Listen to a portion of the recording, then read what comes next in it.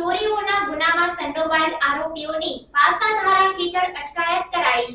વડોદરા શહેર વિસ્તારમાં બનતી ગુનાહિત પ્રવૃત્તિઓને રોકવા તથા આવી ગુનાહિત પ્રવૃત્તિઓમાં સંડોવાયેલ આરોપીઓ વિરુદ્ધ કડક અટકાયતી પગલાં લેવા સારું પોલીસના ઉચ્ચ અધિકારીઓ દ્વારા જરૂરી સૂચન અને માર્ગદર્શન આપવામાં આવેલ હોય, જે અંતર્ગત મારામારી તથા લૂંટ અને ચોરીના ગુનાઓમાં સંડોવાયેલ 2 આરોપીઓની પાસાધારા હેઠળ અટકાયત કરી અલગ અલગ જેલમાં મોકલતી વડોદરા શહેરની બાપોદ પોલીસ આ કામગીરી દરમિયાન આરોપી શિવમ જતીનભાઈ કહાર અને શાહરૂખ ઉર્ફે ઘેટા અઝીમભાઈ શેખ આ બંને આરોપીઓની પાસાધારા હેઠળ અટકાયત કરીને વધુ તપાસ હાથ ધરી છે।